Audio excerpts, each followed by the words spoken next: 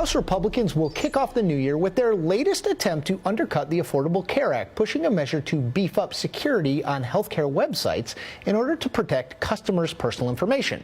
The House GOP insists the sites are vulnerable, even though the government says there have been no security breaches to date. It's a piece of a larger strategy. In a memo to Republican colleagues, House Majority Leader Eric Cantor wrote, quote, "These steps will be part of the overall effort to protect the American people from the harmful effects of Obamacare by ultimately repealing and replacing the law with patient-focused reforms that expand access, ensure quality health care, and help control costs." It's a mouthful. With me now, Neera Tanden, president of the Center for American Progress, Republican pollster Kristen Soltis-Anderson, and David Hawkings, senior editor at CQ Roll Call. Okay, Neera, I'm starting with you because you spent a lot of time with health care and with the Affordable Care Act. The House Republican Conference has made clear, and they did it 40-plus times in 2013, that repealing the law was a priority to them. The health care law remains not all that popular, but people don't want it repealed. Where is the messaging hole that Democrats can go through in a 2014 election that Republicans insist will be a referendum on Obamacare? So I actually think there's some progress here, right? Because we're not taking, the House Republicans aren't taking their 41st or 50th or 75th vote on repeal. They're actually now looking at pieces of the law. I mean, it still seems like it's an attempt to undermine the law, but we'll see what their actual legislation is. I mean, I think the big issue here is that we have great news this week. 2 million people are signed up through the health exchanges in the country.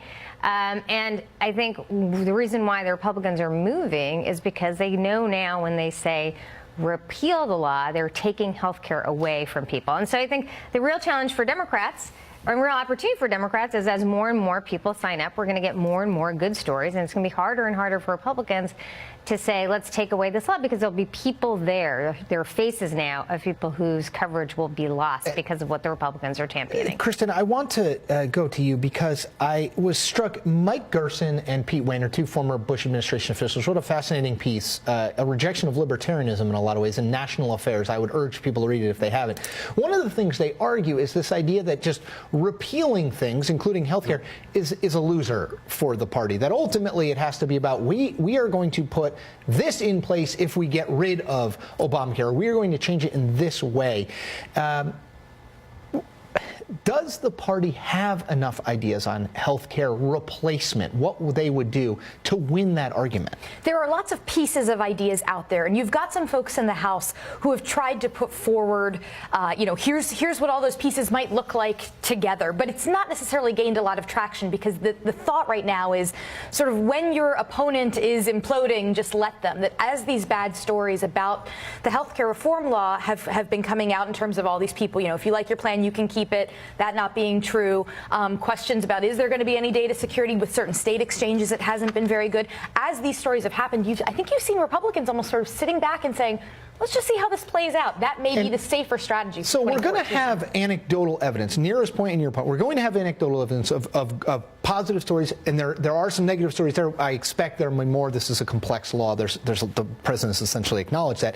David, to you, the thing I keep coming back to in this urging by people like Mike Gerson, Pete Wehner, the Kristen Soltis-Andersons of the world, who have urged, look, we can't just be the anti-Obama party. I'm not putting your words in your mouth, I hope. If I am, stop me.